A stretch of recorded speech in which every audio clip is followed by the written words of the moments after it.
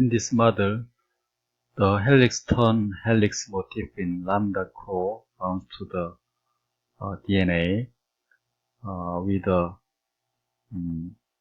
two recognition helices of core dimer sitting in the major groove. Amino acid residues from these alpha helices can make contact with edge of the base pairs in the major groove.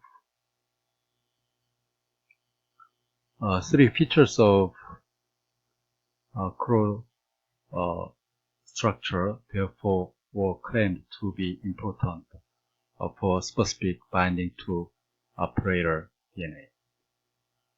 Those are, first, presence of alpha recognition helix in helix-turn helix provide binding site in the major group of DNA here. Second, the specific amino acid sequence of this alpha helix could recognize different operator regions. And three, the subunit interaction that provide correct distance and relative orientation between the two recognition alpha helices of dimer, thereby increasing the affinity between core and operator DNA. This model of core binding to DNA was achieved by intuition and clever model building. Interestingly, in this complex model, DNA has some curved structure. The previous model had been supported by the genetic study. 434 repressor cannot bind to the P22 operator,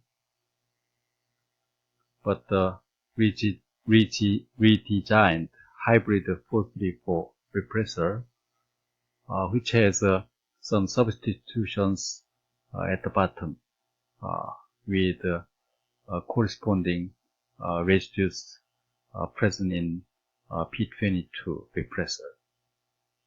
So this kind of hybrid 434 repressor could bind to the P22 operator. This hybrid 434 repressor could not bind to the 434 operator.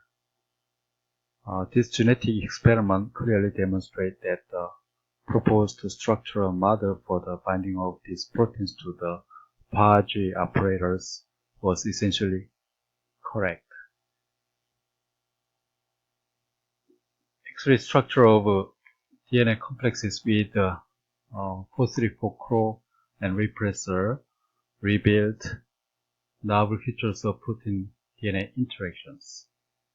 It turns out that other factors rather than the amino acid of residues in recognition helix contribute to this kind of interactions.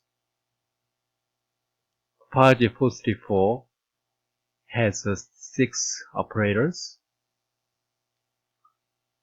You can see the palindromic features for each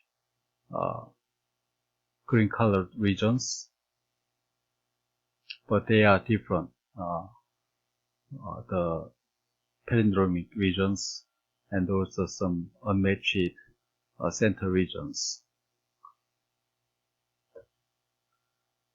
In this X-ray study, they used a variety of operators. We are looking at some of them. First one was 14 mers with perfect palindromic operators shown at the bottom. Just combine all common things among 6 operators. Second one was 20 mer containing OR1. This one in the middle. You are looking at the DNA binding domain structure of 434 repressor being used for the X-ray structural study for the operator and the repressor complex. All DNA protein complexes showed DNA has B forms but with significant distortion. A structure the regular B DNA, B the DNA structure in the complex having what overwound at the center, so larger twist, and then underwound at the end. And also the helical axis was also somewhat bended towards recognition helix at the end of the protein dimer.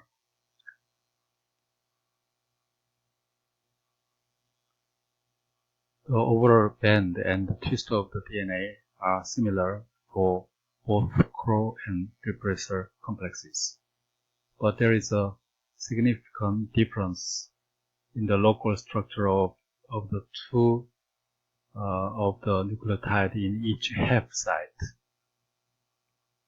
Binding of 434 CRO or repressor fragment thus imposes distinct local structure as a result of differences in both the identity and the conformations of various amino acid residues that interact with DNA.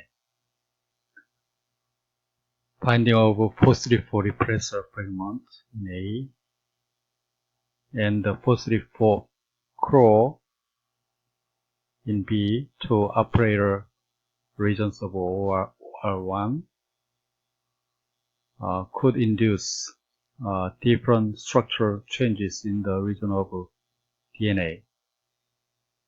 When repressor binds to the OR3, it could induce different shapes in DNA because they do have different sequences. So that the phenotype of two components might be weaker because this region doesn't fit completely. The structure showing the complexes formed between 434 repressor and 14-mer DNA. You can see the local twist and bend toward the repressor, and two bindings are clear in this picture. Base-specific bindings by recognition helix in major group, and non-specific protein DNA interaction in middle regions in yellow part. Three sequence-specific protein DNA interactions are present. As you see here, the glutamine 28 at the beginning of recognition helix makes 2 hydrogen bond with adenine in number 1. You see more clearly 2 hydrogen bond between side chain of glutamine 28 and adenine 1. And then second interaction is formed between next glutamine 29 and cytosine in second one. Third one is a hydrophobic interaction formed between threonine 27 and glutamine 29 and the thymine 12' in opposite strain, this one. But this kind of specific interactions are found in all operators and CRO or repressor complexes. So this just provides the general recognition between two components, not the differential affinity of 434 repressor and CRO for the different operator regions.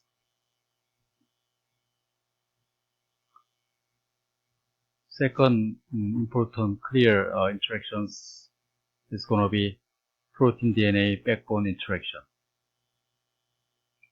In these middle regions, the yellow portion against the sugar phosphate backbone in DNA. As you see here, phosphate negative charge has a strong interaction with main chain NH. Okay, so specifically, loop reached 40 to 44. Three main chain NH have interactions with phosphate 9' and 10'. 9' and 10'.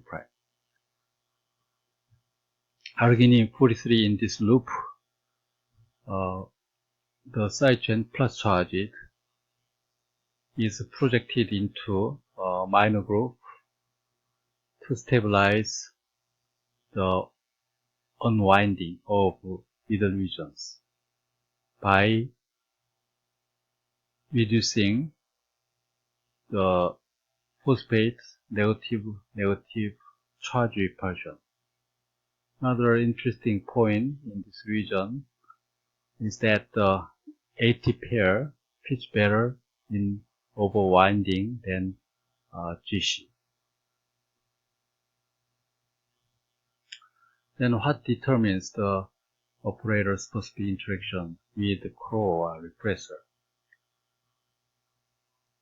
It turns out the complementary surface formed between the proteins and the DNA determine specific interaction.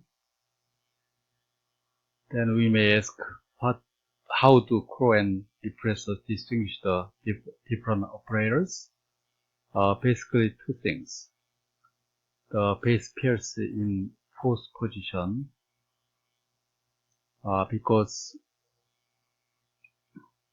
repressor has high affinity to OR1. OR1 has 80 in this position. And then CRO has high affinity to OR3 because CRO doesn't care the base pair types in fourth position.